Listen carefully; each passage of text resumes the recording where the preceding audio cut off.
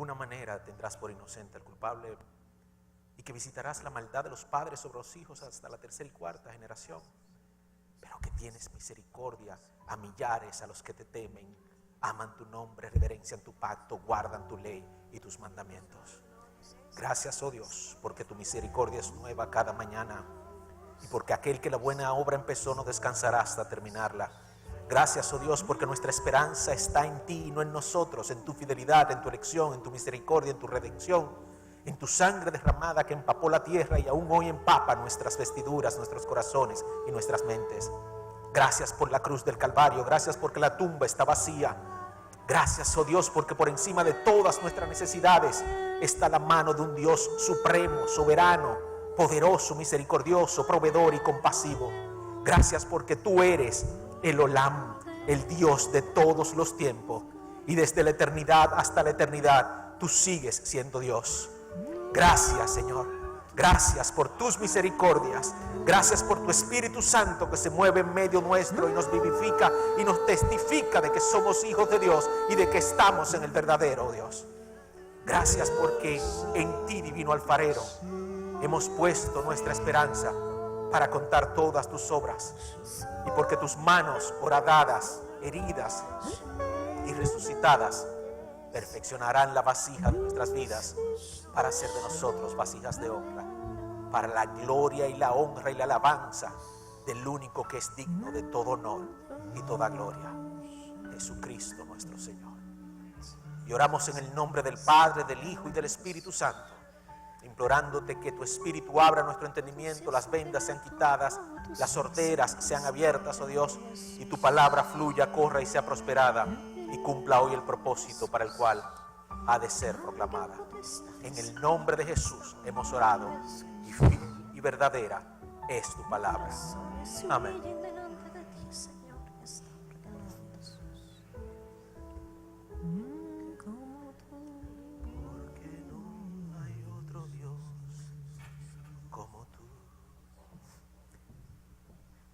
Salmo 130.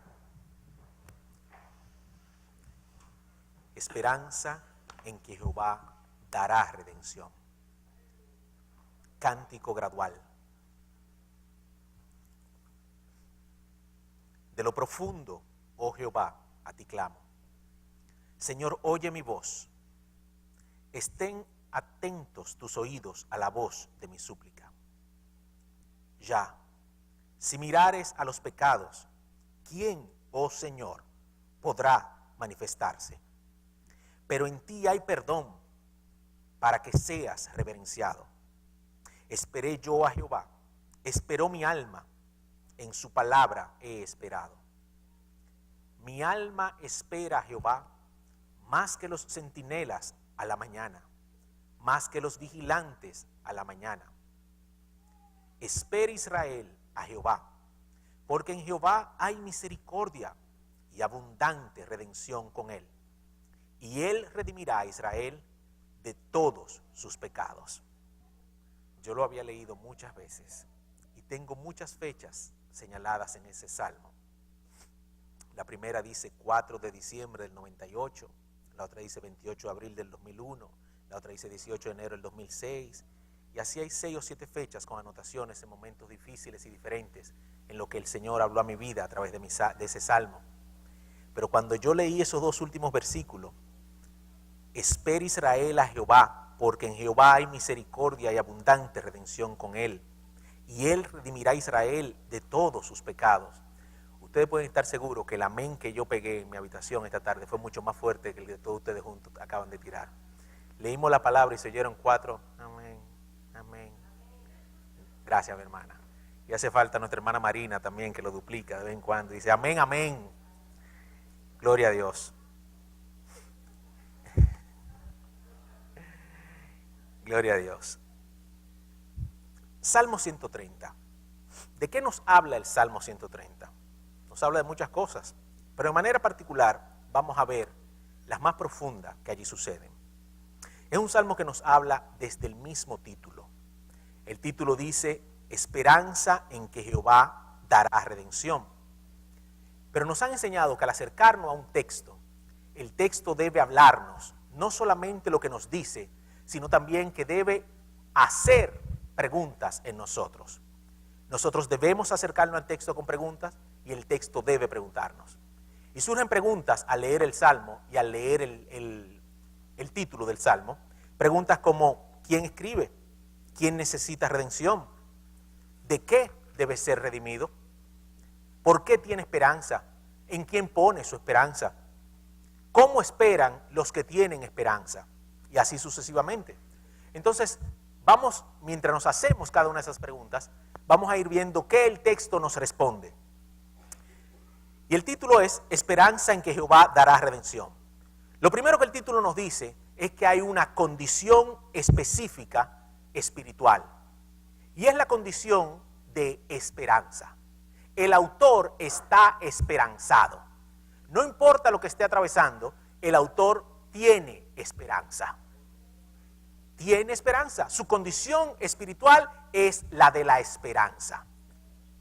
En segundo lugar, la condición físico-emocional y por ende también espiritual. La otra cara de la condición espiritual es que necesita redención.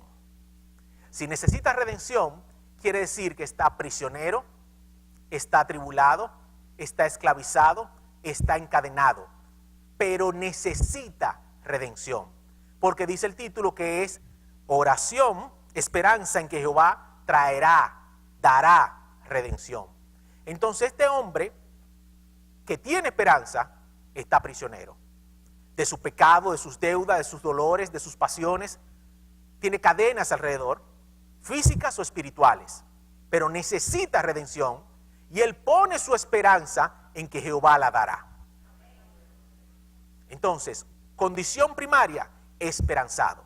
Sin importar el tipo de redención que necesite, él tiene una esperanza que esa condición no ha logrado arrebatarle. ¿Ok? No importa lo prisionero que él esté, lo esclavizado que esté, lo encadenado que esté, lo ligado, lo atado que esté, esa condición de necesidad de redención no le ha logrado apagar a su alma, a su corazón, a su mente, a su espíritu, la esperanza. Entonces, en esa condición él tiene esperanza. Pero ¿en quién él pone su esperanza? En Jehová, según estos tres hermanos. Él no pone la esperanza en la tarjetica que le dio el general para cuando coja carretera. Él no pone su esperanza en su papá. Él no pone la esperanza en su apellido, en el gobernante, en el presidente de turno, en el candidato. Él no pone su esperanza en absolutamente nadie. Nadie, nada más que en Jehová. Entonces el prisionero, el encadenado, esperanzado, deposita esa esperanza en Jehová. ¿Y cuál es la esperanza que él tiene?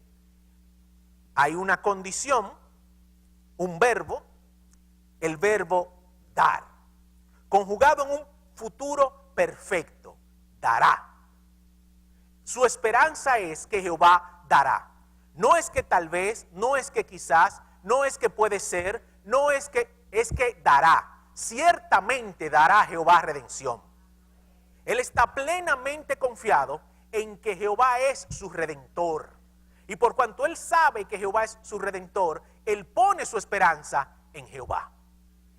¿Ok?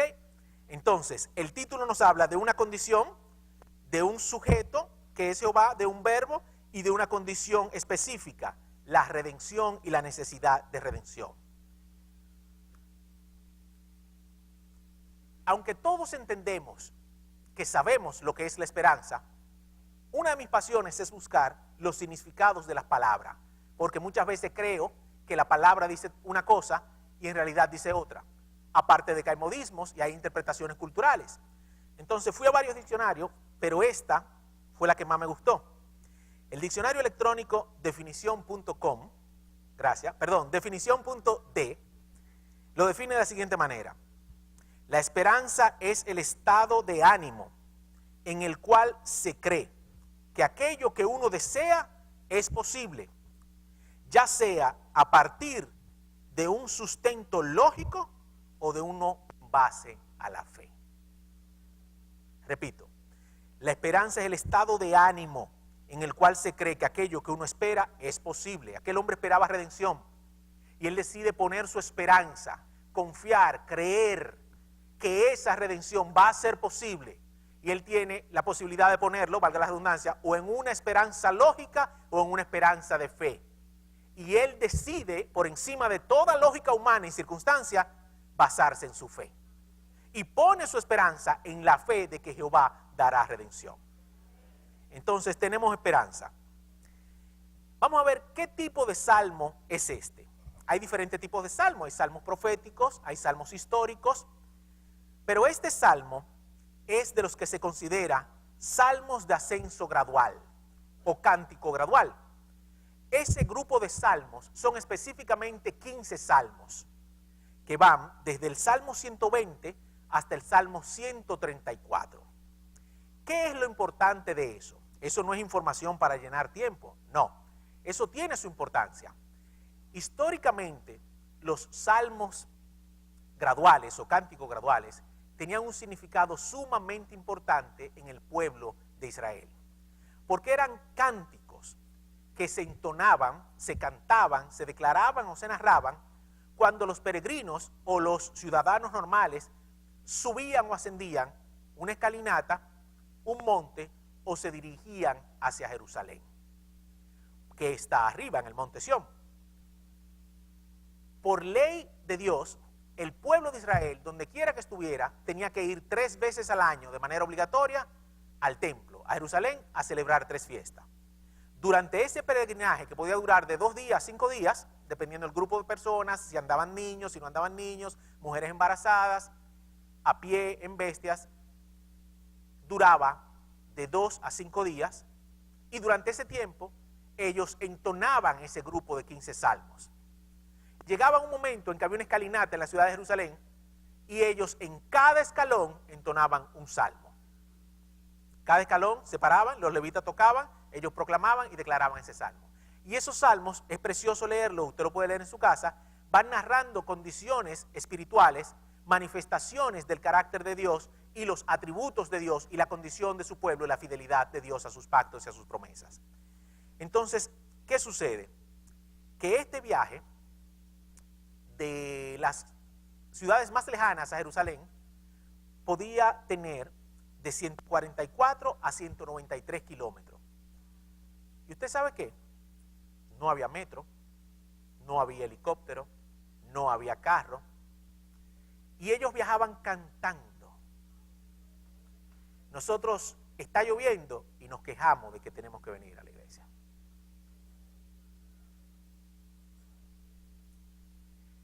Ellos viajaban cantando, proclamando la grandeza de Dios durante su viaje.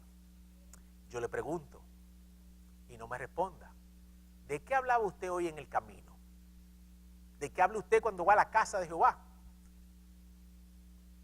¿En qué medita usted? Yo hice un atributo y hice, como ya lo había leído, aproveché el camino y le pregunté a mi hijo, ¿cuáles son los atributos de Dios que más te gustan? Y empezamos a hablar de los atributos de Dios. Porque me di cuenta que muchas veces venimos del camino y hablamos de cualquier cosa menos de los atributos de Dios. Y venimos hacia la casa de Dios y pretendemos atravesar por ahí como si fuera un switch automático, prender un estado de ánimo espiritual para adorar a Dios y atraer su presencia de tal manera. Es imposible, mi hermano. Es imposible. Dios no se maneja así.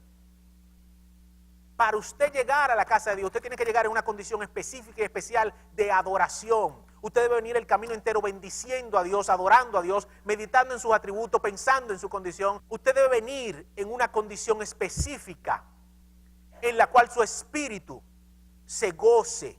Y que cuando usted llegue a su casa, usted ya esté adorando, usted llegue adorando.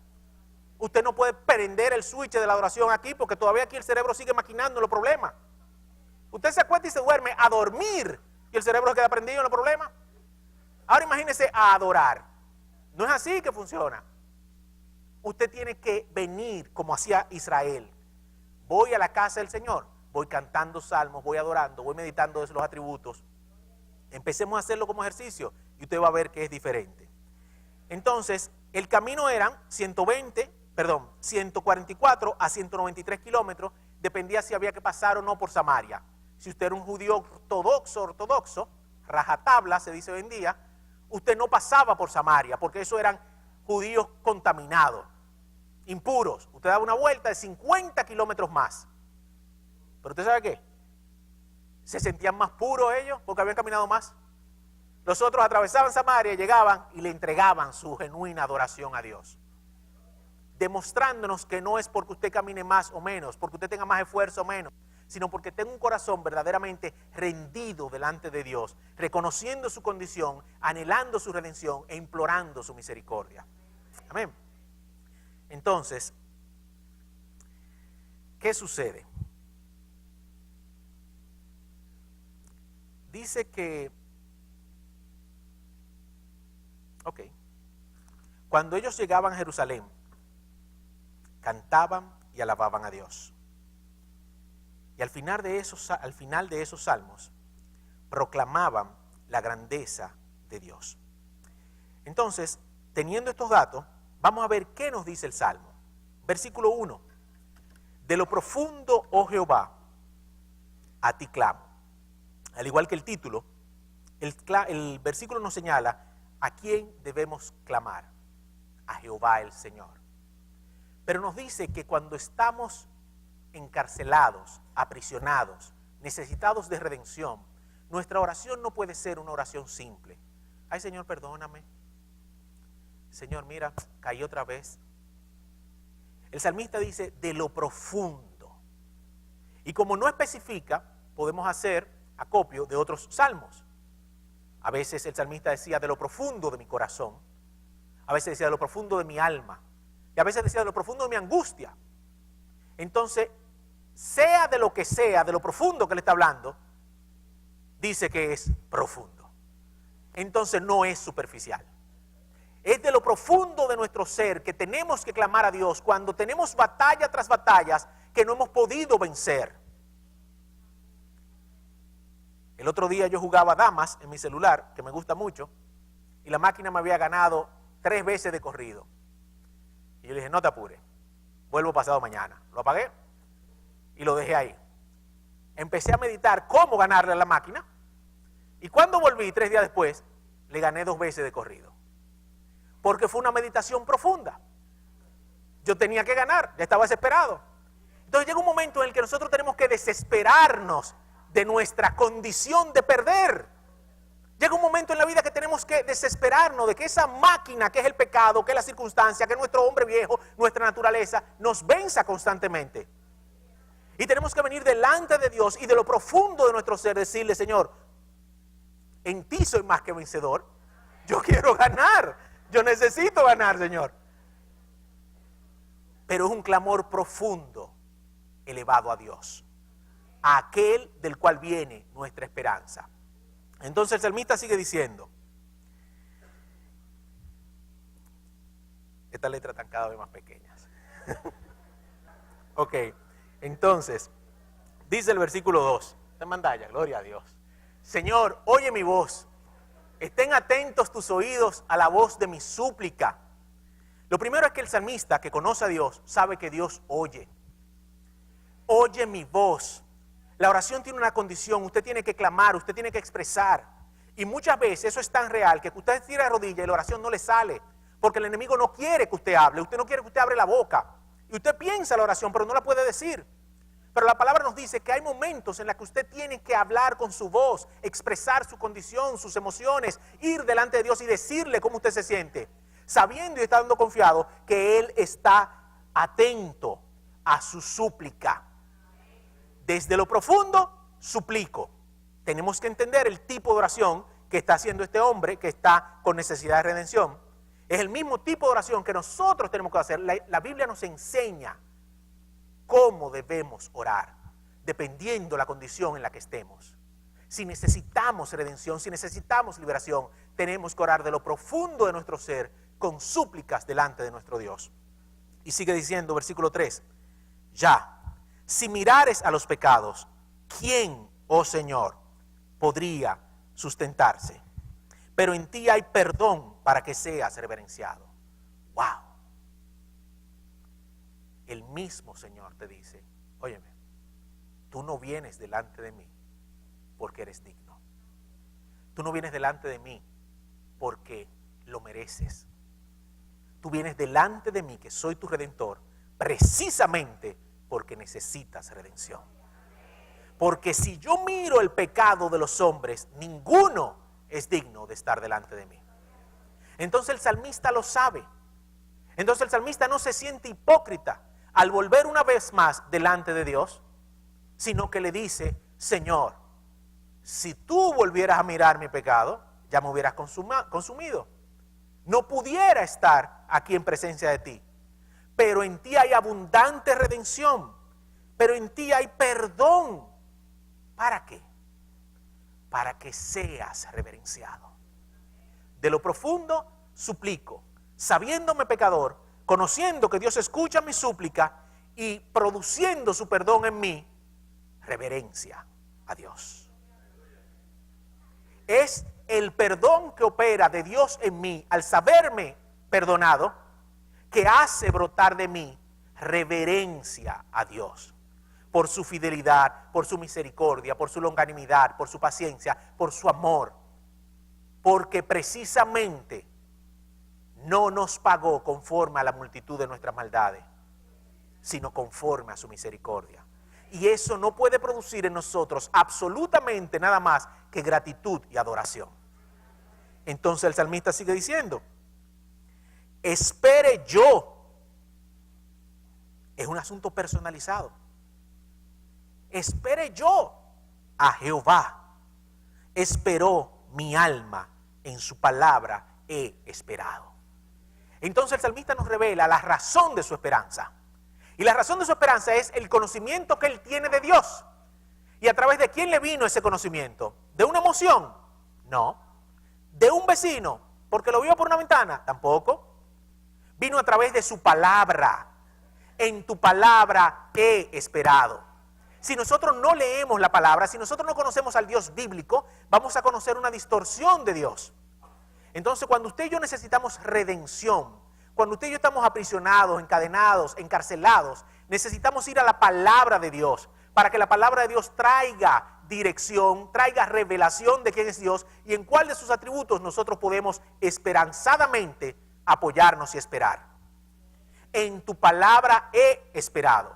Entonces él clamó de lo profundo de su ser, él esperó porque conocía al Dios en el que esperaba y lo conocía porque conocía sus promesas y sus palabras. Él sabía la revelación de Dios a Moisés, como todo judío la sabía, que Dios no es hombre para mentir, ni hijo de hombre para arrepentirse, que no tiene por inocente al culpable, que paga la iniquidad de los padres sobre los hijos hasta la tercera y cuarta generación, pero que hace misericordia a millares a los que temen y reverencian su nombre. Él sabe que Dios es justo y es todo amor, pero que también es fuego consumidor.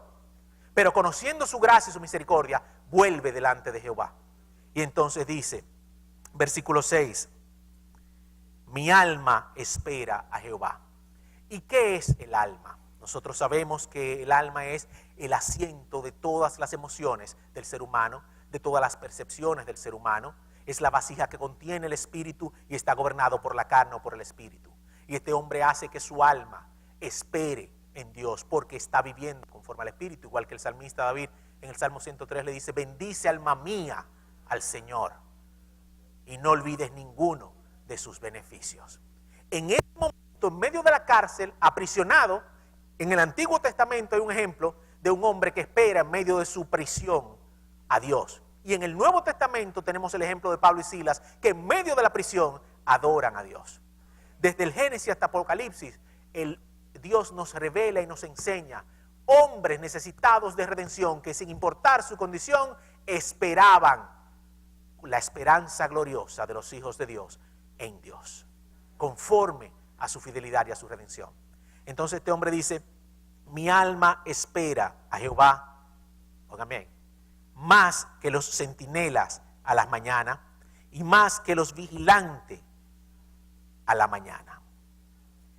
¿Alguna vez ustedes han llegado a su casa tarde en la noche y han encontrado el watchman durmiendo?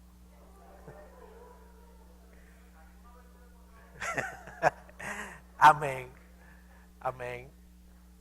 Los vigilantes se duermen a veces. Entonces, La palabra nos enseña que el centinela, el vigilante, el vigía, debe estar vigilante. Pero que lo que más anhela es que llegue la mañana.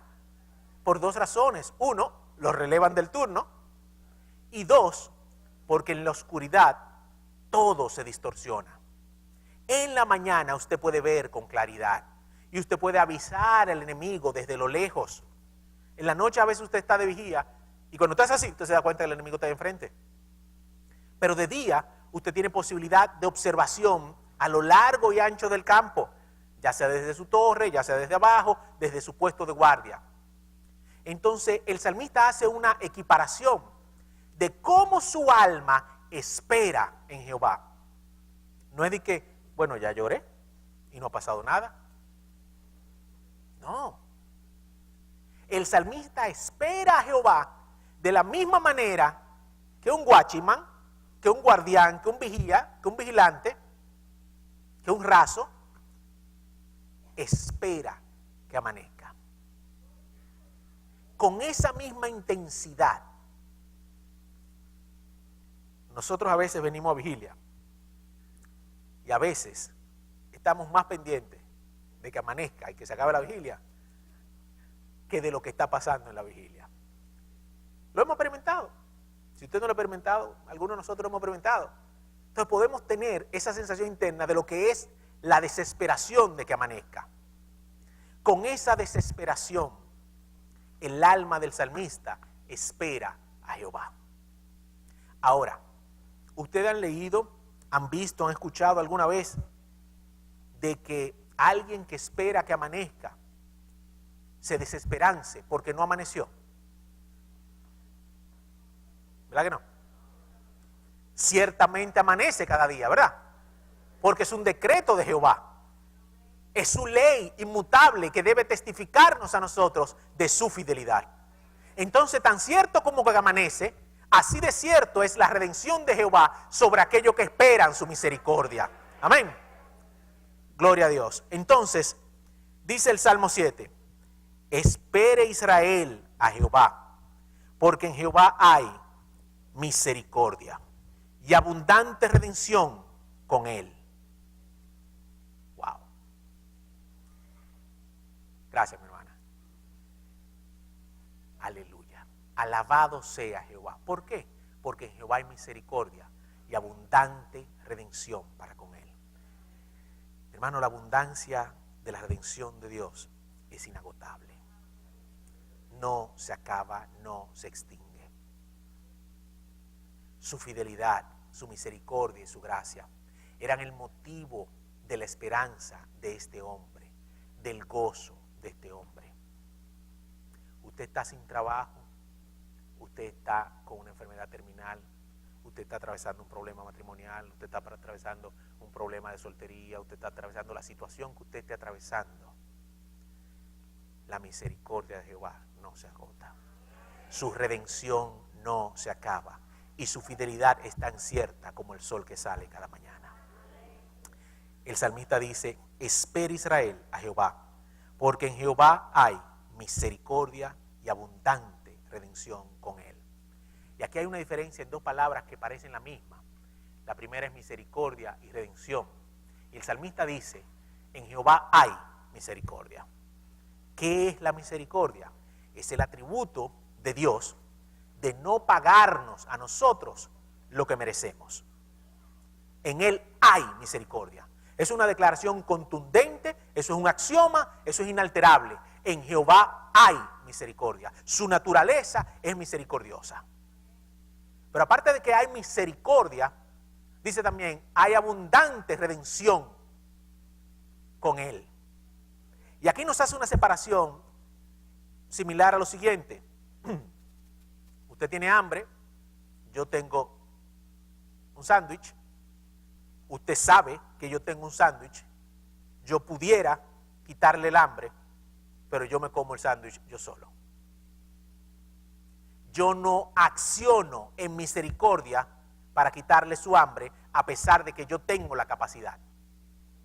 Dios tiene misericordia, en él hay misericordia, él pudiera redimirnos, pero no es que solamente pudiera, es que nos redime, porque en Él hay abundante redención. Y la redención es el ejercicio de su misericordia sobre nuestra vida. Por su misericordia, Él nos imputa el sacrificio de Jesucristo, su sangre nos limpia y nos lava, y somos redimidos una vez más por Él y para Él. Entonces en Él hay misericordia y abundante redención. Amén. Y dice el salmista, y Él redimirá a Israel de todos sus pecados. Mire, yo no busqué el significado de la palabra todos, porque yo estaba seguro que me la sabía. Pero yo estaba sentado y me senté otra vez en mi silla. Y dije, wow, y empecé a enumerar los pecados que yo conozco. Los que ya estaban perdonados hace tiempo, los de antes de ayer, los de hace una semana.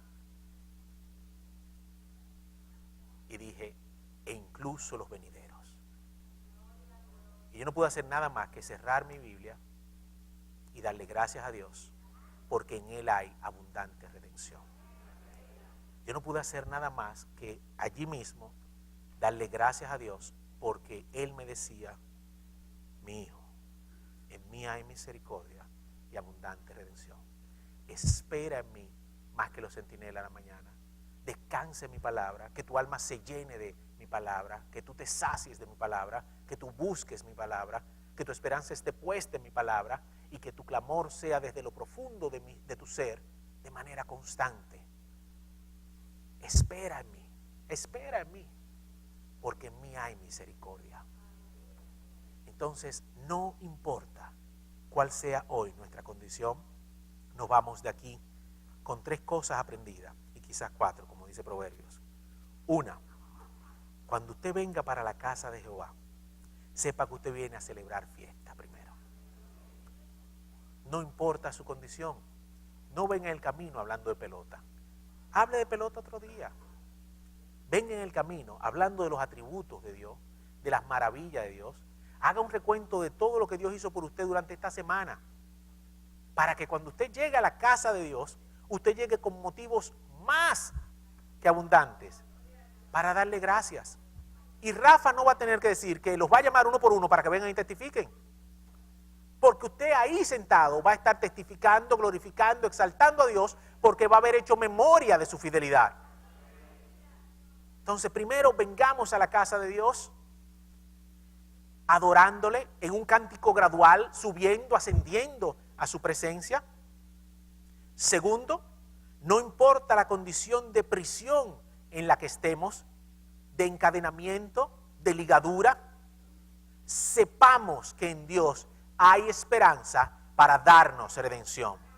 Amén. Él es nuestro Redentor, Él es el que rompe las cadenas, Él es el que rompe las ligaduras, su fuego es el que consume nuestra iniquidad y su sangre es la que nos limpia, nos lava, nos purifica y nos presenta delante de Él como santos y sin manchas. Tercero, nuestra esperanza debe estar puesta en su palabra. No importa lo profundo de las emociones o las experiencias espirituales que usted y yo hayamos tenido. Pablo menciona una sola vez en todas sus cartas que él fue llevado al tercer cielo. Una sola vez. El fundamento de Pablo no era esa experiencia que tú y yo no hemos tenido. El fundamento de Pablo era palabras inefables, sabiduría, decía él. Y no vinimos a vosotros con abundancia de palabras, sino con sabiduría y poder de lo alto. Era la revelación de Dios a través de su palabra, el sustento de Pablo. Y en cuarto lugar, no importa cuántas veces caiga, no desfallezcas, porque en Jehová Dios hay misericordia y abundante redención. Oremos.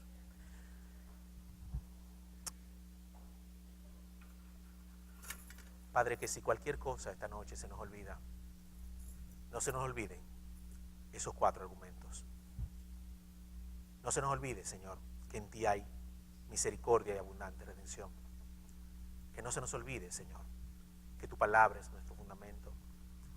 Que no se nos olvide, Señor, que en ti ha de esperar nuestra alma y que debemos venir en nuestro camino, como dice Deuteronomio 6, al entrar, al salir, al subir, al bajar, al caminar, al acostarnos, al levantarnos, hablando de ti, haciendo memoria de tu fidelidad y de tus misericordias. Señor, mientras entonábamos esa alabanza, cantaré de tu amor por siempre. Te decía de rodillas, si dos cosas tengo dentro de mí, si de dos cosas puedo hablar, si dos cosas puedo contar, son tu amor y tu misericordia. Gracias porque he conocido tu amor en Cristo Jesús. Y gracias porque he conocido tu misericordia a través de Cristo Jesús, levantándome, sosteniéndome, lavándome, limpiándome, purificándome, renovándome como Jehová Ebenezer, una vez más trayéndome delante de ti, Señor. Gracias porque somos tu pueblo, porque somos tus hijos. Gracias porque en ti hay perdón para que seas reverenciado. Oro para que tu Espíritu nos lleve, Señor, a un arrepentimiento genuino, a la tristeza que produce arrepentimiento. Oro, Señor, para que tú nos moldees, nos transformes, nos ayudes. Te necesitamos, Señor. Te necesitamos de lo más profundo de nuestro ser. Necesitamos que nuestros esquemas mentales sean cambiados, nuestros parámetros, nuestros criterios, nuestra manera de razonar, Señor, y sea transformada en la mente de Cristo. Que tu palabra sea nuestro fundamento, que tu palabra sea nuestro sustento, que tu palabra sea la verdad que nos sostenga en medio de las luchas, de las batallas y mucho más, Señor. En medio de esas largas noches en las que nuestras almas parecen ahogarse mientras esperamos que llegue la mañana.